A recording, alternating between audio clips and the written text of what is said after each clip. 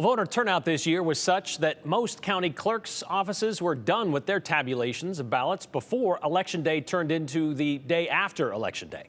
More on that in a moment. But here we are the day after Election Day with a lot of Idaho cities having brand new mayors, new members of city council and school boards, and a lot of districts left unable to fund upgrades to either schools or emergency services. 3 cities in the Treasure Valley will start 2026 with brand new mayors: Garden City, Nampa, and Caldwell. The latter of which ended up being a 3-horse race, with Eric Phillips beating the odds and pulling off the upset over incumbent Jerem Wagner. A long shot, if you may, which prompted this post-election post in the Caldwell community Facebook page. Yes, from Ed Sylvia. "Congratulations to the new mayor," he wrote. And you can imagine all the horse references in the comments and the memes that followed below it. I guess that's a nay for the incumbent is one of them. But our favorite from the Bar Nothing Ranch: "I'll take this mayor over the other jackasses any day." Just some of the fun we like to have here on the 2-8. Well, someone shows Ed how to check his spell check or autocorrect or whatever. Joe Paris is going to bring us the post-election thoughts from the winners and how they plan to manage the continual growth in their respective cities. Following a year of headlines and controversy, the voters of Caldwell opted for a new leader. There's been thousands and thousands of hours of studying, researching, following, working with a lot of different citizens to get where we are today. And I told people with this campaign, even though my name is on it and my name is on the ballot, this wasn't about me, this is about us and the change they want to see. But the name Eric Phillips will soon be preceded by the title mayor. Caldwell voters convincingly selected the former Caldwell PD officer over incumbent Jerem Wagner. I was very optimistic when Mayor Wagner took over. Right, and I just saw the city over time start to have a lot of issues, a lot of dilapidation, streets, parks, roads, sidewalks. There was weeds taller than me, and I'm 6'6", and I just became concerned and worried that there was not a focus on that, and there was a lot of complaints time and time again. During the debate on KTV, there was complaints about social media, right? Well, that's part of the way people talk in this day and age, and you got to connect with people, whether it's in person, out on the street, at their home, or on social media. These are when you learn the things that people want changed, and that's what I'm going to tackle is the condition of the city and bring it back up to where it was 4 years ago. Critics of Phillips question if he is qualified to be mayor without any prior involvement in city government. He believes qualifications are clear.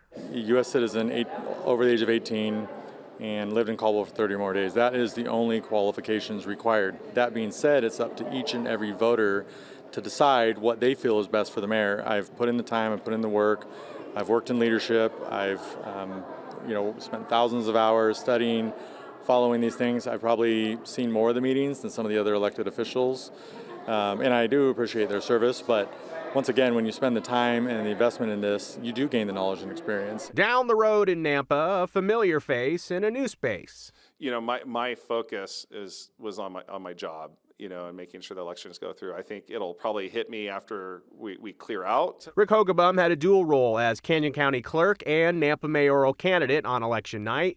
The former chief of staff for outgoing Nampa Mayor Debbie Kling will now step into the role. I look forward to meeting with the city council members one-on-one, each of them, and hearing what their goals are as city council members. And so I look forward to getting to work, but I don't become mayor till January. So the transition period, Mayor Kling has reached out and said that she and her administration looks forward to a smooth transition process. Hogaboam says it is bittersweet to win the election, meaning his time as clerk will soon be coming to an end. I think we've made a lot of positive strides, culture building and just a culture of continuous improvement. So it is bittersweet. I've gotten to know a lot of the judges, a lot of the people, the committed county employees, and I'm thankful for the relationships I've been able to build at the county, and I hope that those relationships will continue even though I move back to the city. But he is ready to get to work in Nampa, circling back to campaign goals. I've been pretty candid that part of why I'm running is the comprehensive plan. We're in the middle of updating that. We need to be very careful and prudent with the decisions we make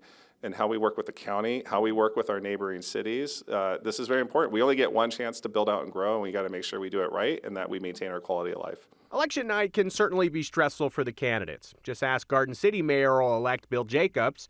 He looked for a distraction as polls closed. And we hopped in my truck and started picking up all of our yard signs. And so I did all that during the election. I didn't really look at my phone much. But he did get the call later that night. I was pretty excited. So, yeah, but we rolled in from picking up signs around 10:30. So, as a current city council member of Garden City, the mayor-elect says he's ready to start his new role. Council really is the legislative, and we make decisions, but we don't get into the everyday nitty-gritty of the city. And so that's the role of the mayor.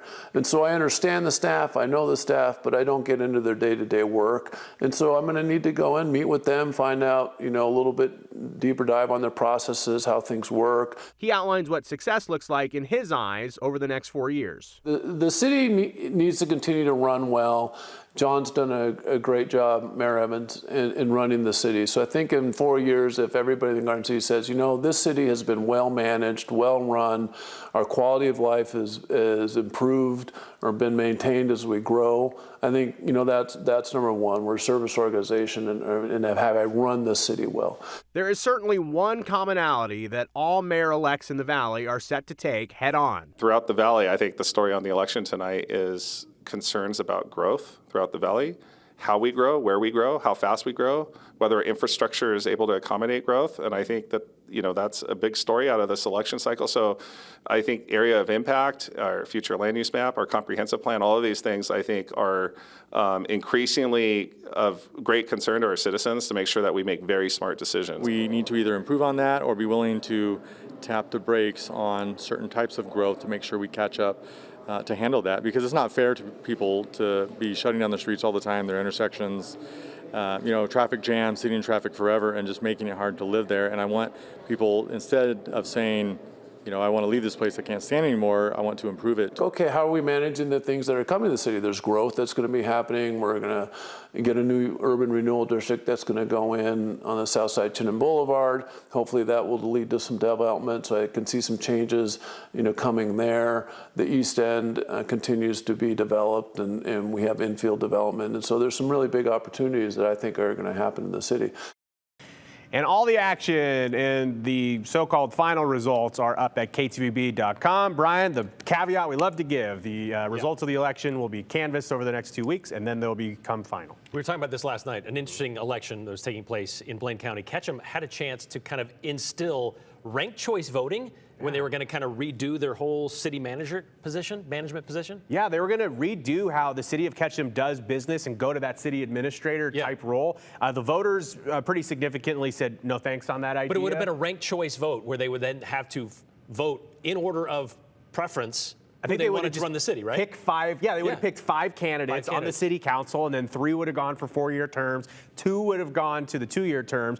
As you may remember in our legislative coverage this year, they said, and they passed a law, ranked choice voting is illegal in the state of Idaho. Yeah. So I'd be interested to see how that would have played out. But it didn't play out, but it would have been interesting to see if it did. All right. Thanks, Joe. Next time. Yeah.